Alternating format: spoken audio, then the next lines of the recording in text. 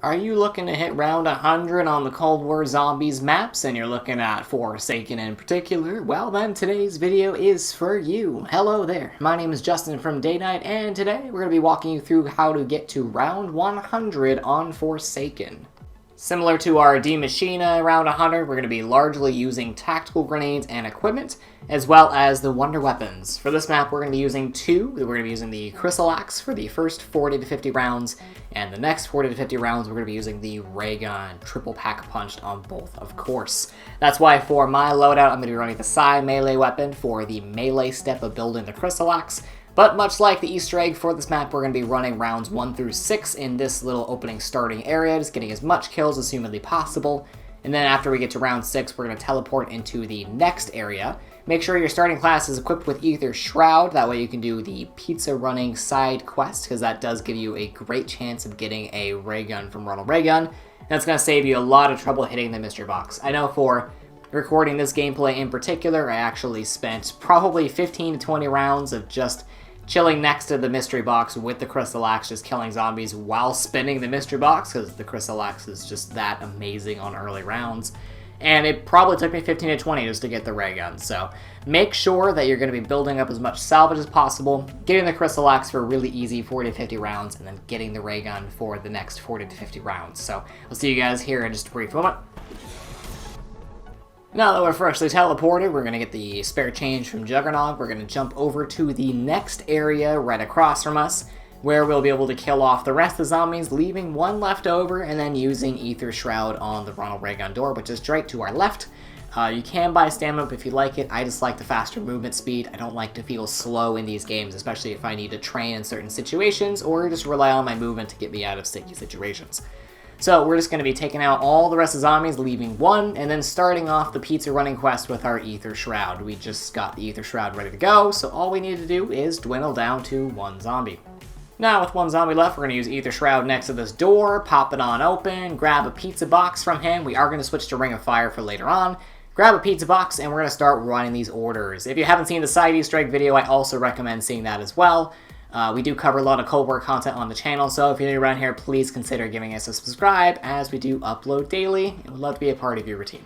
But jumping down here, we're going to get to our first pizza box location, jumping over the hurdle there. You're going to grab the pizza, put it in the box, get our spare change points, and then get our first part for the teleporter at the end of the area. I actually misplaced it, but it's right there. We're going to run back to that same room, grab another pizza, rinse, and repeat. I'll see you once all the pizzas are done, and I'm actually just going to speed up this segment so you can watch my pathing.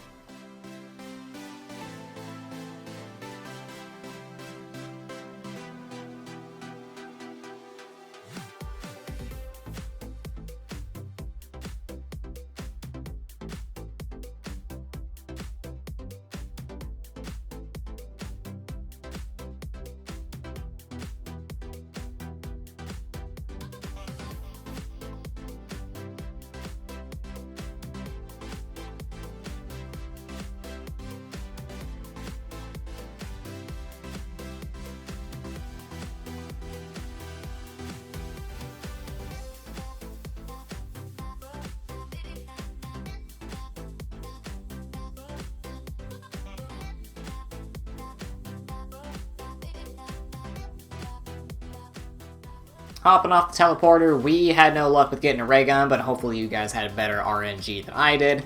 We're going to just go through the bunker area. It's going to spawn in an abomination at the end of the area here. Try your best to save the zombie, as just to maintain the current round that you're on and speed up the process later on. But if he kills a zombie, that's okay too. So just melee the crap out of him. Make sure to get the weak spots whenever they're glowing. Very reminiscent of the Shadows of Evil Margwa. So you're just going to take him out, go through the teleporter, you're going to lift the lockdown, and hit the button on the wall to start the ability to do side Easter eggs and the main quest. So let's see you guys once he has been defeated.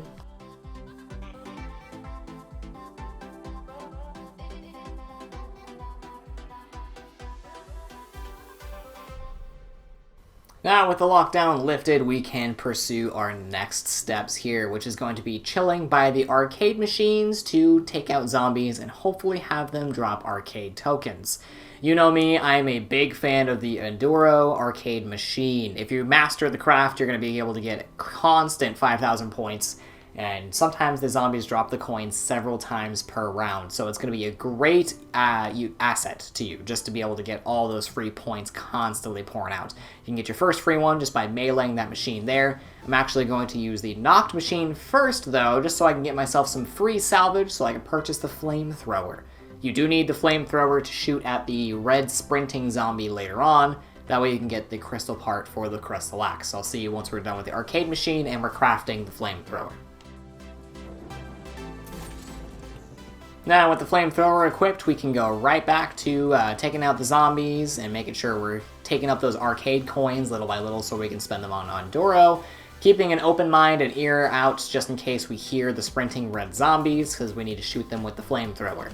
Next step after shooting the zombie with the flamethrower is going to be the lockdown sequence with a bunch of mimics, Avogadros, as well as some plague hounds as well. So I'll see you guys here in a moment.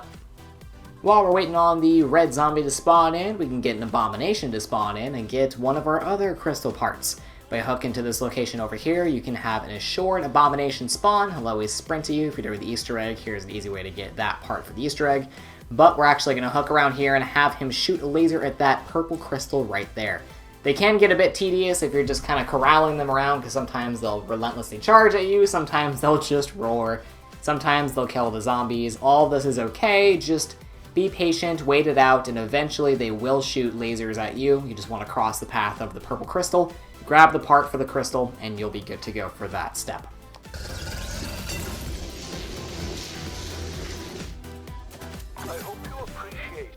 Checking back in on round 8, running around with the flamethrower, making sure we're looking for red zombie spawns. I believe I hear one, so I'm looking around, I see him, he almost catches me off guard, but I spray him down with the fire, getting our second crystal part. Next up, we need to go back into the second area right after the spawn area, and we'll be able to do the third crystal after killing a few mini-boss zombies.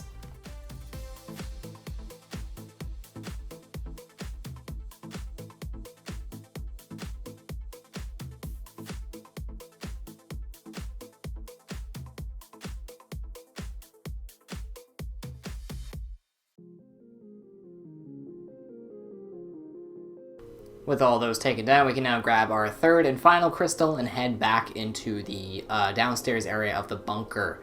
We need to put those crystal parts into a little backed tank of dark ether essence and get melee kills in front of it, similarly to a soul box. And that's why we have the purple psi melee weapons as our primary weapon for this loadout.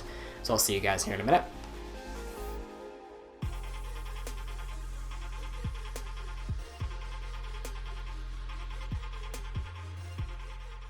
We have arrived. We're just going to hold down square to interact with that little, again, dark ether back to tank type thing. And then we're just going to get melee kills in front of it. You can see the essence going into the back to tank, so you know you're doing it correctly. You just need to get quite a few zombie kills with the melee weapon in front of here, and then you'll see a big explosion, and you'll get your free Crystal Axe Wonder Weapon. It's nice that it does explode, as if you are kind of tied down with zombies, it'll blow the zombies away, give you enough time to grab the axe and be able to flee, or just chop them to bits. It's a very overpowered weapon to have in these early rounds.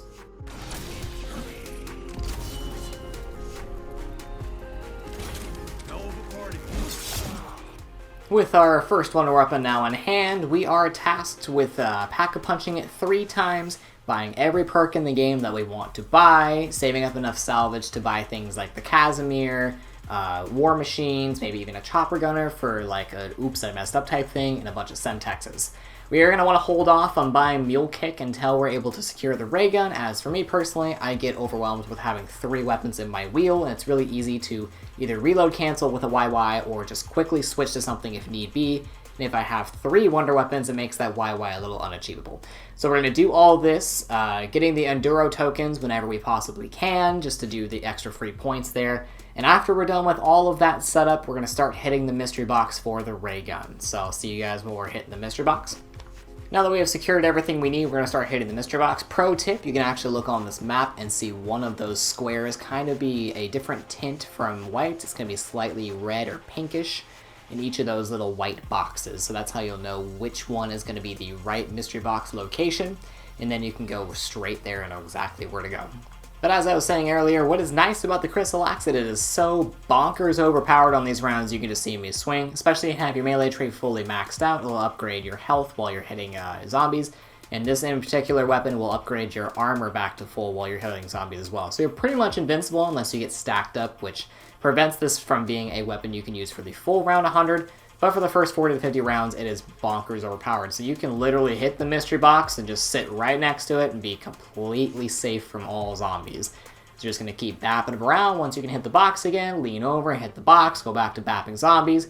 Even if a few of them hit you, you'll be able to kill a few of them and have your health right back up to full, and same with your armor. So you'll just rinse and repeat this cycle up until you're able to acquire the ray gun. After the ray gun, we're going to triple pack-a-punch it, and then the strat begins. Now with our ray gun triple pack punched all of our perks, we've got Casimir grenades, we got Semtex grenades, Ring of Fire, and a chopper gunner just in case we may need it. We now have mule kick so we can get equipment for free. By purchasing one, you get an extra one for free. It is time for the strategy. We're going to be sitting in the corner with Ronald ray gun like we started with the pizza Easter egg, and we're just going to be using the ray gun with that PhD resisting us from splash damage. You're going to use the ray gun on the early rounds to get you back Ring of Fire, but on the later rounds, you're going to be able to use the Casimir grenades, or even just throwing Semtexes. Especially when you run out of Ring of Fire, you can keep shooting the ray gun and spamming Semtexes into the hordes of zombies. The explosive damage will kill zombies all the way through your round 100, so Semtexes are bonkers great for this strategy. And it'll get you back your Ring of Fire, and again, you won't take explosive damage because of PhD. So this is basically the strategy. If you get overwhelmed, you can use a chopper gunner as like a get out of jail free card. You can use the Casimirs if you need to. I typically save buying more Casimirs until I'm fully depleted with the 2. That'd be because I have mule kick, I can get 1 for buying 1, and they're kind of pricey in terms of salvage. So I'm actually going to jump us forward into the last final rounds of this strategy, so you can see how I do the last few rounds. I think I'm actually just going to delete the last one at around 99. Just so you guys can see that. We'll talk our way through it, and then we'll give any sort of closing statements. And like in the last video, too, if you have any questions, please let me know in the comment section below. I love answering your guys' questions, and I like being your go-to resource for all things Cold War zombies. So I'll be right back. We have arrived at the pivotal moment of all round 100s, round 99. I dispatch of the Tempest. I'm going to jump through this window to go back to the crafting table to get myself the Casimir grenades. I still have 5 Semtexes, I've got a chopper gunner, and I need to recharge my Ring of Fire. I'm going to start the round by throwing a Casimir at the floor and sucking up all the zombies. This is a great time just to sit there, take a drink of your coffee if you're having one like I was, and wait for the Casimir to end. Once it's fully ended, we can cast a Ring of Fire and start blasting our ray gun at the door frame. This is going to catch zombies falling from the ceiling and the zombies coming in the door frame there. The Ring of Fire is strong enough with the ray gun splash damage and point blank damage to kill zombies up at this round even, almost at round 100, still killing zombies. So once the Ring of Fire has concluded, we are going to keep shooting the ray gun, which you're going to see here in just a moment. Clearing up, there we go. Once it's fully concluded, we're going to keep shooting the ray gun, spamming our Semtexes into the hordes. Once we have Ring of Fire back, we're just going to cast it again. Constantly shooting the zombies coming in the door frame, killing them one by one. If an abomination comes in, you can spam your Casimirs, you can spam your chopper gunners, you can try to leave the vicinity by jumping into a Casimir. There are plenty of ways to avoid an abomination, but that is a basic round right there. That's how quickly these rounds can go in this strat. But that is 100 rounds on Forsaken. Again, any questions you guys have about this strategy, please let me know in the comments below. If you're new and you like what you see, please consider giving us a subscribe, as it is free. We upload daily, and we would love to be part of your routine and a part of your resource guides for Cold War zombies or zombies as a whole. Thank you so much for coming out today. Let us know what you want to see in the future, and we'll catch you guys on the next video. Thank you very much.